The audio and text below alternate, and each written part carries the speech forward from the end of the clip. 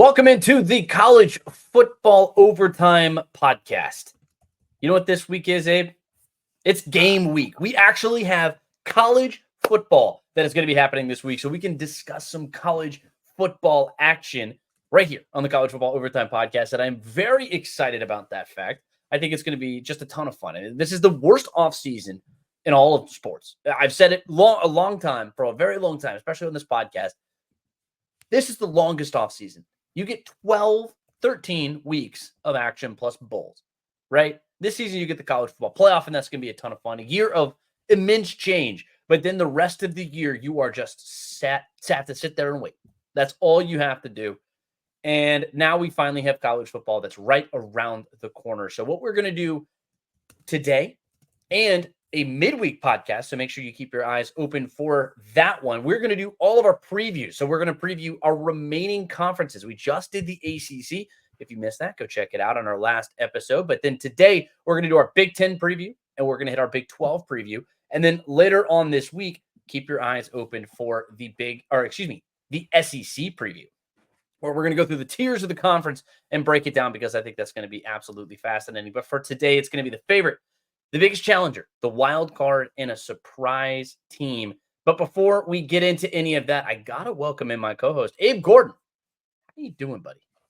Just ready for kickoff, bro. Like it's as close now as it's going to be as I talk to you. So we're ready to roll, bro. It's a good time. It is a great time to be alive. There's tons of great college football action that's right around the corner. Georgia Tech and FSU headlining week 0. And they're going to be playing over there in Dublin, Ireland. I think that's going to be a tremendous matchup and a lot better of a game than a lot of people are really giving it credit for. That line has already started to shrink just a little bit, and maybe we'll get into that here on Wednesday, but we shall see. Maybe you're going to have to follow along and find out for yourself. But, hey, what do you say we jump into some previews, and we'll start up in the northern states in the Big 10 Conference. 18 new teams. They say bigger is always better. Big 10 is trying their hand at that. And look, they got to change the name eventually. I know the Pac-12 did a really good job with that. They were the Pac-8, and then the Pac-10, and then the Pac-12, and then now I guess they're the Pac-2, but they're going to stick with that Pac-12 just for the sake of pride. But the Big 10 is certainly not 10 teams anymore. You have your newcomers, USC, UCLA, Oregon, and Washington. And look, it's a big conference, but I think it's a lot of the same people who are going to be there at the top of the conference. And so let's start here. We're just going to go. Do you want to go favorite first, or do you want to go wild card first? Or what do you think? Like, you're still muted. We're both going to have the same favorite. It's Ohio State. So we'll talk about that on the backside, but let's get to the other teams. Let's get to the other teams. So let's start on the surprise team. Well, actually, no, we'll go wild card and end with surprise team. How about that? We'll go wild card up. And so my wild card, I'm going to start with USC. Okay.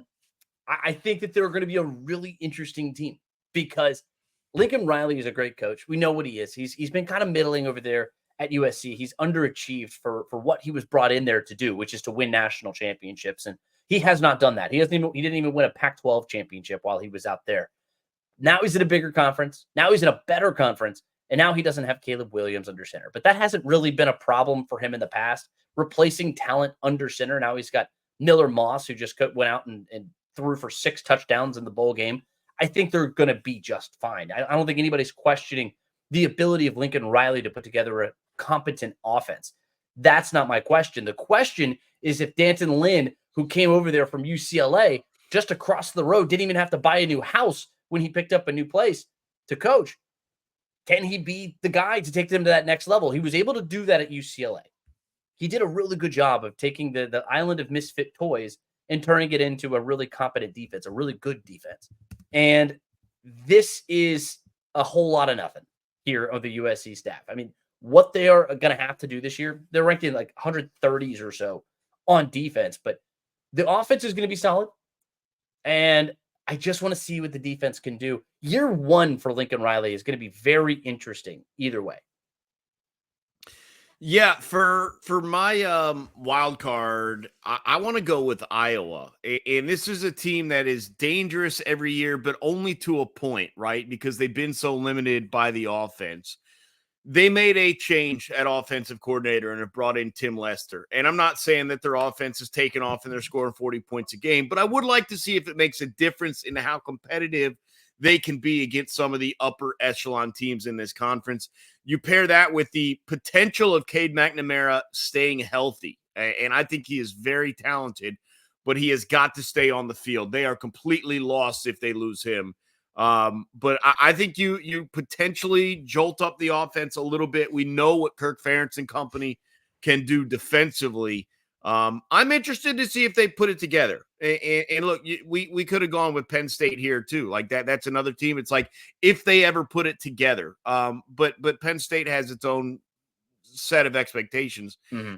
Iowa expectations aren't quite what Penn State is. And to me, that's what makes it interesting. That's what makes it dangerous. That's what makes them a wild card. Yeah, we've seen literally the antithesis. Two teams who are completely different, and they have completely different issues. One team can play great defense in Iowa and cannot play offense worth a lick. In fact, people show up to cheer on the punter at Iowa. They come wave at the kids and watch punts at over there at Iowa. I was reading something about like freshman difference makers a couple of days ago, and listed on it was a freshman Iowa punter. I was like, you got to be kidding me, man. Like, what are we doing? Come on. See, but you just got to embrace it. You got to embrace it at that point. And I mean, but then on USC's hand, I mean, like, can they stop anything? I don't know if they can stop a nosebleed. By the way, he is Australian, if you wanted to know. Of course he is. Yeah, I assumed. That's the assumption every time, because he's going to come in and kick and do everything he can. But I honestly, I think those two teams are really interesting. But you made a good point about Penn State too. Like, they're in a prove-it year.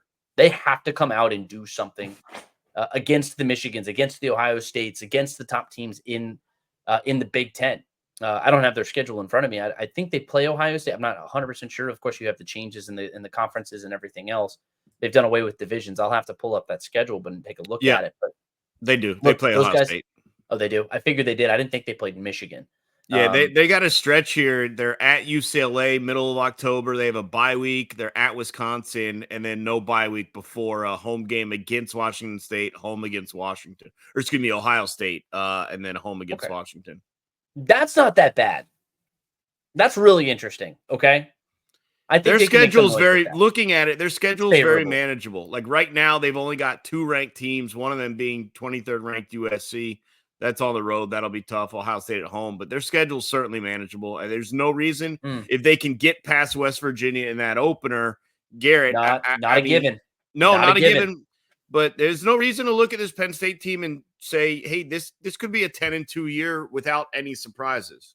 Yeah, I think they could hit 10-2. I think 10-2 is very realistic, but that's kind of where they've lived since COVID, that COVID season where they bottomed out. The difference is you can live there now with a 12-team playoff. Sure can. And that is who the 12-team playoff was made for, is for the James Franklins and the Penn States of the world, the guys who can't quite get to that next level, and they probably won't compete for a national championship. They just don't have the explosiveness. I mean, Nick Singleton and Katrin Aller are going to be back. Drew Aller, a lot is going to be asked of him. You got a new offensive coordinator and staff that's in there. I think they're going to be interesting. They're going to be on the radar. I don't think that they're going to be a contender necessarily. So let's jump right into those contenders. My biggest contender, and I know it's yours too, probably, it's Oregon.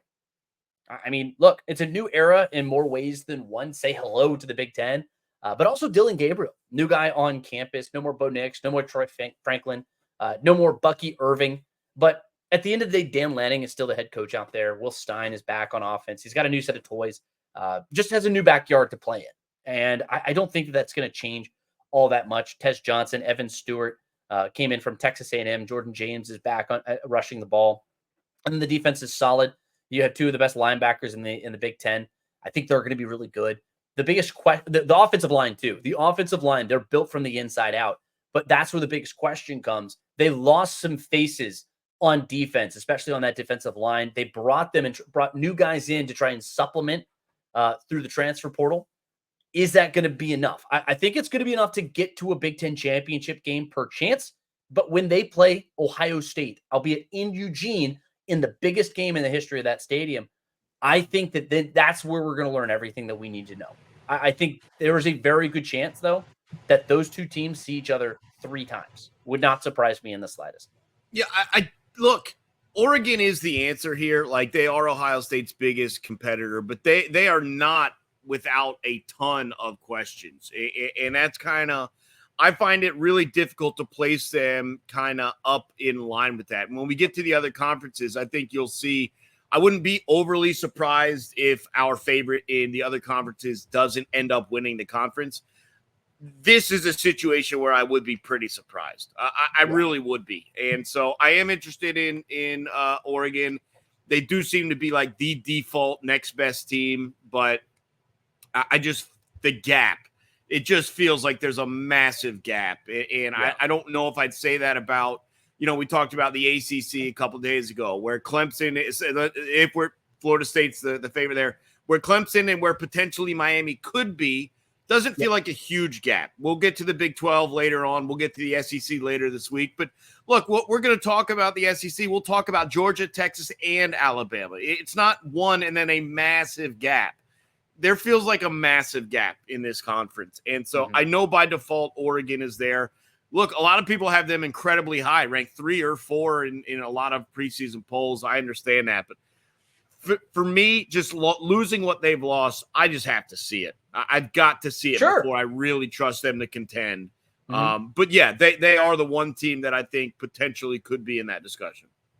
And I think that's it's not as much a knock on Oregon, what you're saying, as much as it is just a highlight of how good Ohio State is. Yeah, absolutely. I mean, sure. Ohio State's a spectacular football team this year, and they got better over the offseason. They were a great team last year.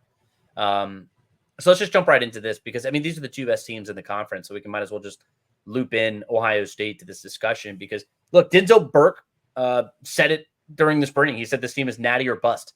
Yeah, that's pretty much it. You have 3 goals this season. You're going to beat Michigan, first and foremost.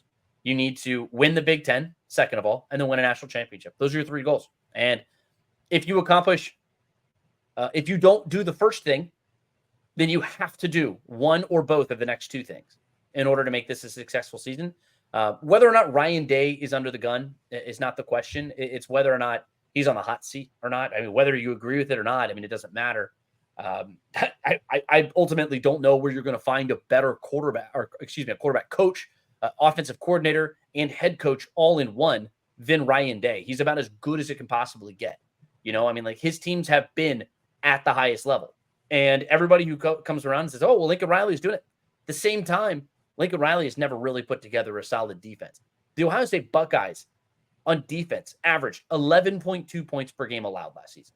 Jim Knowles, what he has been able to do with that defense is nothing short of incredible. I mean, that has quickly become one of the best units in all of college football. And on top of that, they've got guys coming back. Jack Sawyer could have gone off to the NFL. Denzel Burke is back. JTT is back. They're going to have studs on that defense. And then you go out and you add a Caleb Downs. You add this team is going to be incredible, and then you go in Quinshon Judkins, Jeremiah Smith. The biggest question for me, though, and you'll probably have the same one, it's Will Howard. Can Will Howard translate into wins in the way that Kyle McCord could not? Because you have to win a championship now. Those are the expectations. You have to beat Michigan now. You have to win the Big Ten now. There's no tomorrow for this team. I mean, they're built to compete for a very long time. A lot of these guys are young, but the pressure is massive. And you know what they say? I mean, pressure makes diamonds, right? Pressure also bursts submarines. It bursts pipes. And we've seen that happen to this Ohio State team several times over the last couple of years. Is it going to happen this year? I don't know. They're too talented for it to, though. Well, look, I want to go back. I got to take a front with one thing you said. Ryan Day is a great developer of quarterbacks, great offensive mind and offensive coordinator and head coach. But at the end of the day, he ain't won squat. And that's the great separator. And I'm not disagreeing with what you're saying, but at the same time, you have to prove it by winning the big one. And and this seems like as good an opportunity as he has had or will have to win this thing. The defense is locked and loaded. You just brought it up. And when you add a guy like Caleb Downs to an already incredibly talented front and already incredibly talented secondary, and then you do the same thing on offense. You bring in Quinshon Judkins. You bring in, and we all can't wait to see what Jeremiah Smith has got for us. Yeah. And you're right. You're right. The question for them is going to be the quarterback play. If they do, and I say this with all respect to the Georgia Bulldogs, I do think Ohio State is the most talented team in the country. If they do not, except for one spot. And if they do not win the national championship, I find it very tough to believe it's because of something other than Will Howard and the quarterback play. I think if you switched Carson Beck and Will Howard, Ohio State would be the national championship favorites, not Georgia. That's how highly I think of this team. But man, oh man, is that a question mark? Because I think he was okay in the Big 12 at Kansas State. He's a gamer. He's up for it. But I need something more, man. Like, I need one of the best 5 or 6 quarterbacks in the country. And if he can be that this year, they could win the national championship. They probably do. But another one where, like, man, it's such a big, like, if you had a question mark anywhere else on the team, you think that maybe they could play through it. But it's such a big question mark. You're like, I don't know, man. Like, this could cost you a national championship. You could finish like 3rd in the Big Ten if you play this thing wrong and he's not there. So it's going to be very interesting. But they're talented. It will carry them through the season. There's no doubt about that. Yeah, I mean, you're exactly right about a lot of that. I mean, look, at the end of it, Will Howard's really good. You said he's a gamer. I mean, the dude he does a lot of things very well. I need him to up that completion percentage and be just more consistent there and more of a threat. He's got to be smarter too. He can do that. The physical aspect of his game, he's got to be a little smarter because the season's going to take its toll, especially with added games on the back end now, depending on if you're getting a bye and stuff like that. He's got to be smart physically because he keeps running the way he does. He'll get banged up. You're also not going to be able to run that way in the Big Ten the same necessary way. I mean, look, he's got the best running back room in the country that's backing him up. So it's not just him who's going to be running the ball. Quinshon Judkins and Travion Henderson are That's a great point. That's a great point, Garrett. They probably don't need him to be he doesn't power have back to at the goal line. That's a great call from you. Yeah. So look, you line those 3 guys up in a backfield and run a triple option and just have them do something crazy. Whew, where are you gonna go? And then you got Mika Ibuka and Jeremiah Smith running down the field. That's all you have to do. Oh, by the way, we also haven't even mentioned this. Chip Kelly is calling plays for this team this season. Chip Kelly is calling plays, who has been consistently, for all of his shortcomings, one of the best minds for building out rushing attacks in college football. He is very effective at doing that. He does it really, really well. Now he's got the best toys and the shiniest toys to play with. And that's going to be a lot of fun. I look, at the very end of it, they're going to be an interesting team. They're going to be a talented team. And there's going to be so many storylines for this team moving forward. And I mean, look, Ohio State's, you can make the argument that they're the best team in the country. They're right up there with Georgia. And look, I feel like those two are meteors just destined to clank off each other. But look, there's another meteor that's about to happen, another clanking, if you will, that's going to be happening. It's between Ohio State and the team up north. Michigan Wolverines, they're going to be my surprise team. I have a feeling that they might be yours. I don't know if they are or not. Look, this team has dudes, and our definition of surprise teams means you can go way up or way down or just, wow, I wasn't expecting that. But in my case, I think I am expecting it. I've been saying it for a little while. Michigan's got some dudes. Will Johnson's probably the best cornerback and one of the best cornerbacks in college football. He might be a day one guy when it's all said and done. And Mason Graham is a beast. He's a big dude in the middle of the defensive line. Donovan Edwards, of course, he's the cover athlete for a reason. He's really talented in the running back room. But the things that you lost on that team, it's a lot. Jim Harbaugh's gone. Blake Corum's gone. J.J. McCarthy's gone. Roman Wilson's gone. There's no clear starter under center right now. Alex Orji might be that guy, but what are we really expecting from Alex Orji? And we're not going to get RG3's calls of orgies in the end zone next year. So I'm even more dismayed about the outlook for the Michigan Wolverines this season. I mean, Edwards is going to have to carry a pretty big load. And I mean, but the ultimate thing is that Sherrone Moore is a new head coach. He's never been a head coach before. You have looming off-field issues that have just been towering over this team for over a year now. And that's not even the cheating scandal that they went in, the sign stealing and everything else. This is just recruiting stuff. So they're hitting and hit with that. They're going to hit with the sign stealing stuff. I mean, it's they've been wearing a chip on their shoulder for a very long time. That Michigan versus the world mentality. The thing that people don't mention when you're wearing a chip on your shoulder is that oftentimes you get tired. And Michigan won a national championship last year with that chip on their shoulder, but it might be their undoing in 2024. What guys still remain on that roster? Maybe they're the youth, and maybe they were guys who were coming up. There's still many of those guys they build from within. But at what point do they get worn down from that chip? I honestly think they lose 4+ games in 2024. It's not a brutal schedule. I went back through it. It's not a bad schedule, but there are at least 4 losses, if not a couple of stumbling blocks in addition to that. So that's my surprise team. Is going to be the Michigan Wolverines. After 3 years of dominance, they're going to come crashing down. Well, look, you gave me the flexibility to go on the downside for surprises. You can do that's it. what I'm going to do. I know we all like Luke Fickell. I think he's a good head coach. I have a tough time seeing Wisconsin having what I would say is a season you can approve of. They named Tyler Van Dyke as their starting quarterback, and we talked about this a long time ago. Maybe getting away from Miami, maybe a little bit less pressure on him can do him some wonders. Mm-hmm. This schedule is brutal, Garrett. They've got non-conference against Alabama.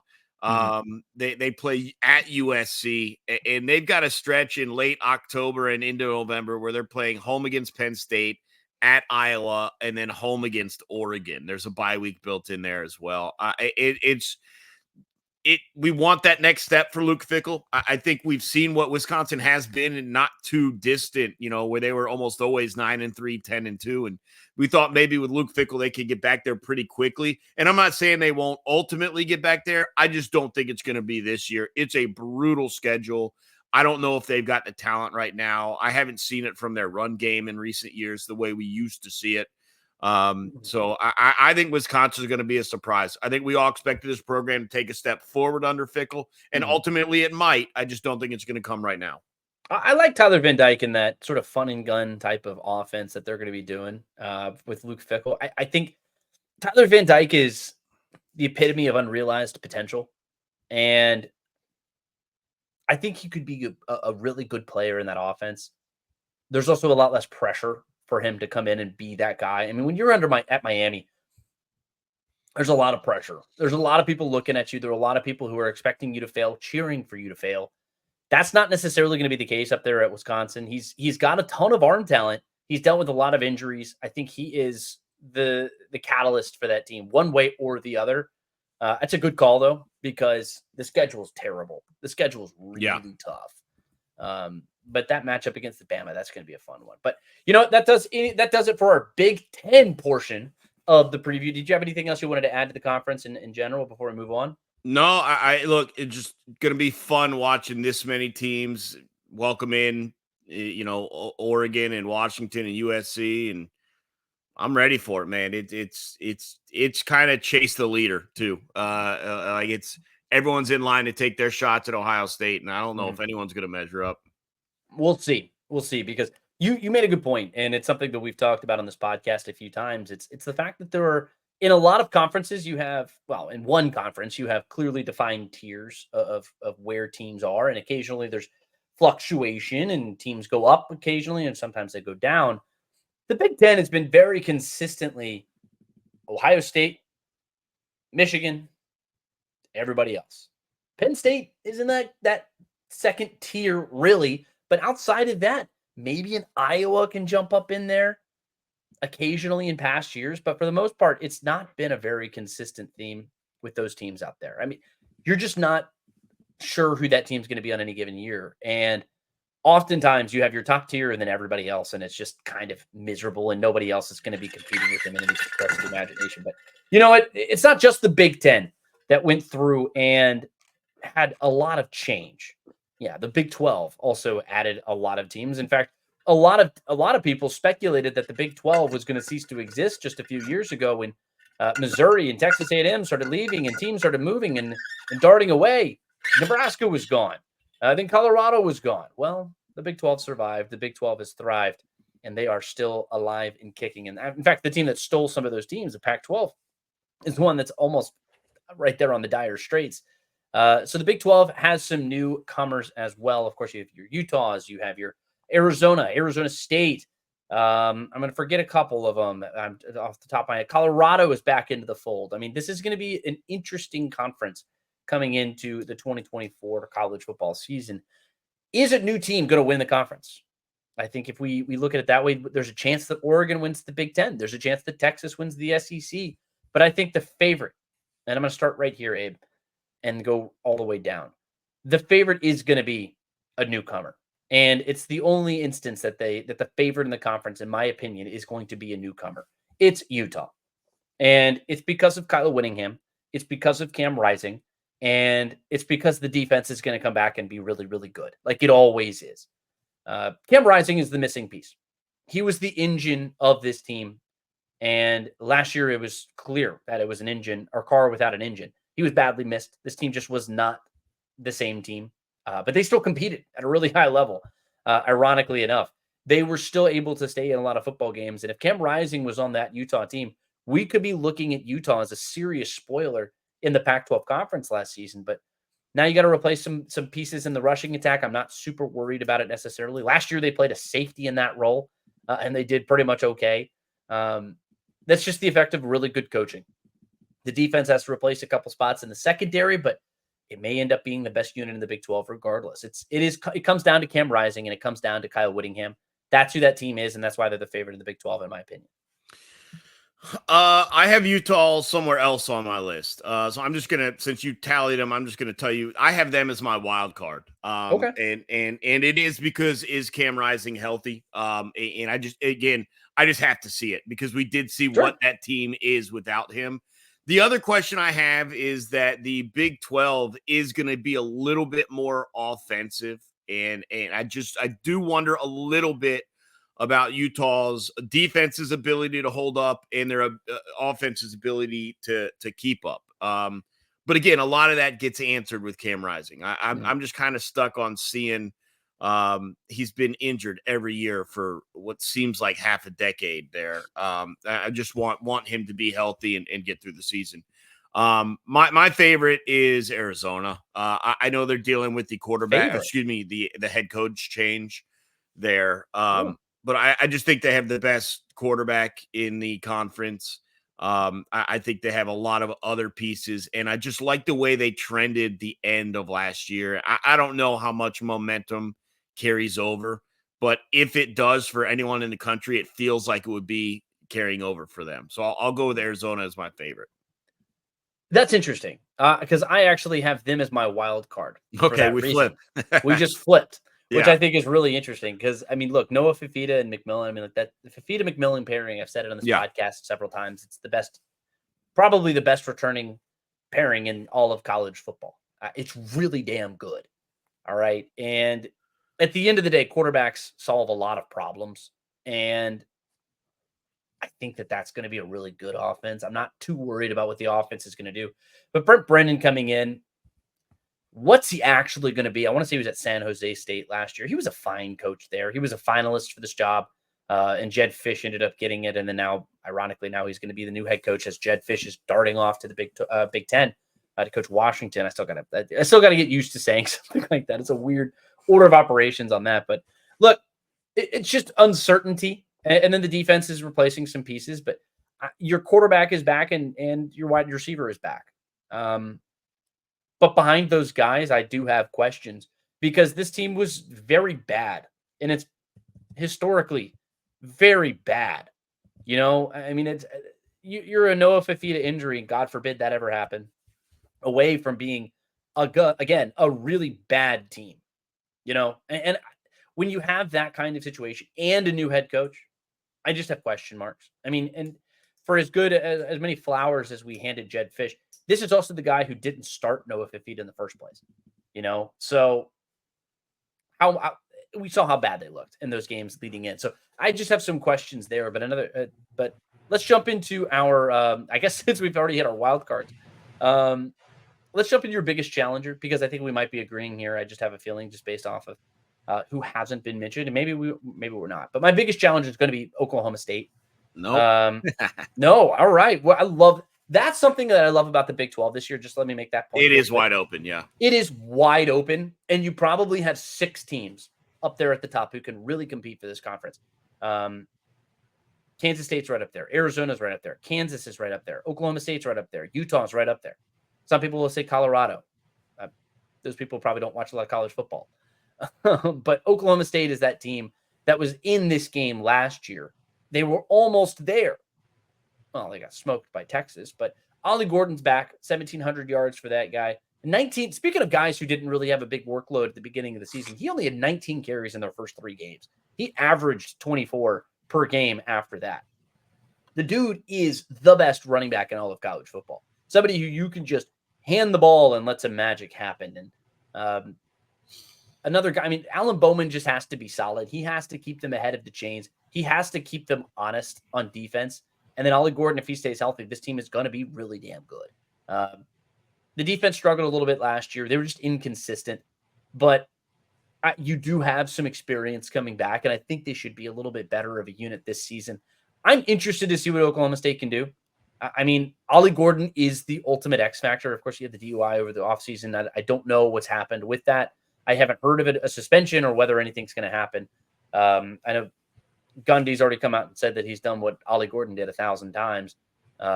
Maybe that's a sign of maybe a suspension's coming, or maybe it's not. I don't know. But we'll see what ends up happening there with Ollie Gordon and company. But I think they're going to be a really good football team again this year. Just Alan Bowman, just be solid. Be good enough. Yeah, since you mentioned him, I'll just let you know they were my surprise team for a lot of the reasons. Yeah, Ollie Gordon, we'll see how far they can carry him. Alan Bowman's good and experienced, but I think he's got a limiter on just how elite he can be, and that's why he's still in college after 6 years or however long. He's not elite. I know. No, I mean that's my point. There's a limiter on how good he can be. There you go. And so he does hold them back a little bit from that perspective, and so. They to me, they're a surprise team. I think they can compete, but it's really just going to be completely on the back of Ollie Gordon. For my challenger, though, and maybe we flipped again, and this is your surprise team, maybe not. I went with Kansas. I'm just waiting for them to put it together. I think Lance Leipold is probably, if I really had to pick it, the best coach in this conference. Second best. And I think if Jalen Daniels can stay healthy, then I know Dion might not talk to me if I didn't say he's the best coach in the conference. Sorry, but I do think Lance Leipold's the best coach in the conference. If they can stay healthy at the quarterback position, offensively, defensively, I think they can be dangerous. They're kind of in this discussion for me as well. Yeah, I like Kansas. Jalen Daniels is really good. I just need to see him stay healthy. Yeah, of course. We've seen how good he can be. I had them, and what I've been doing when I put my list together. Obviously, for you listening, you don't know this, but we don't know what his list is going to be. He doesn't know what my list is going to be.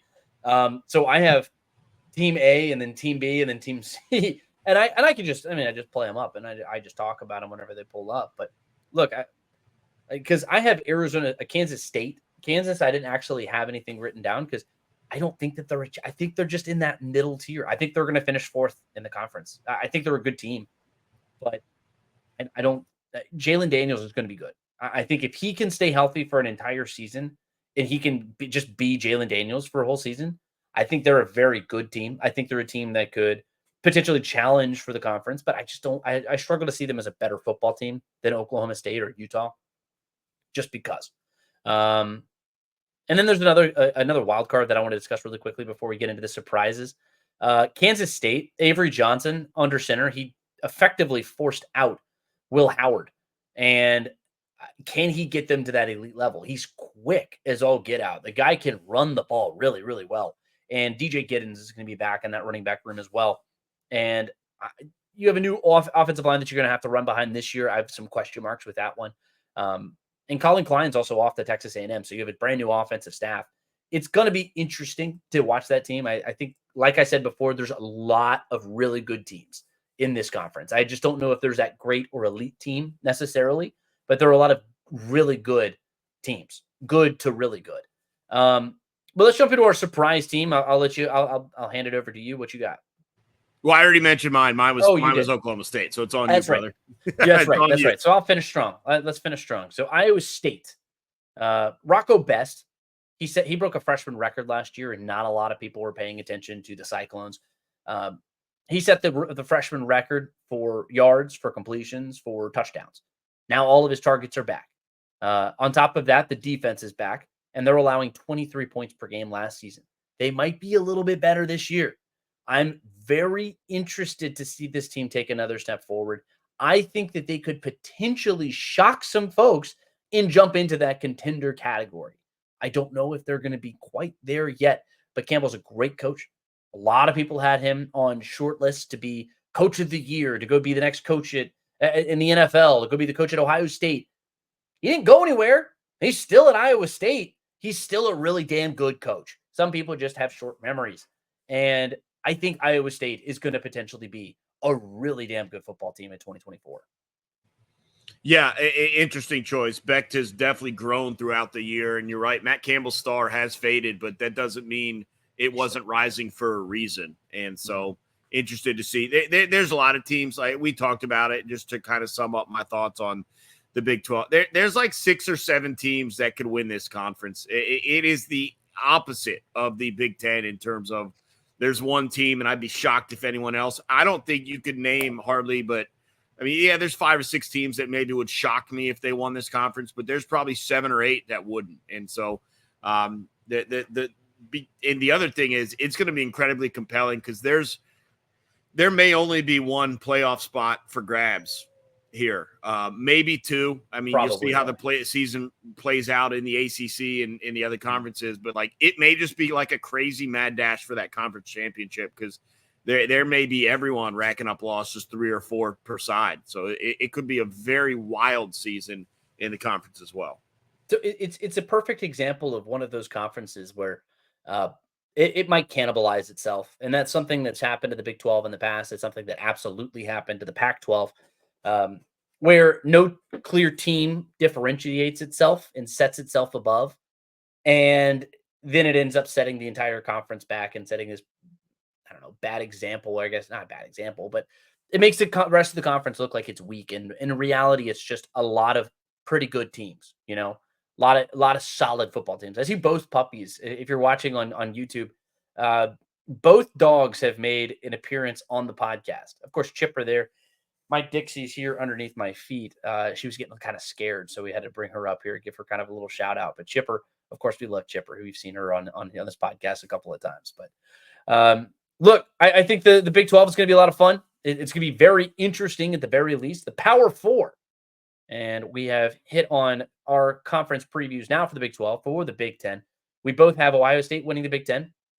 We disagree on who's going to win the Big 12, but we do agree that we're going to have about 5, 6, 7 teams in contention to win the Big 12 conference. We had our ACC discussion last week, so go ahead, make sure to go check that one out. And then keep your eyes peeled.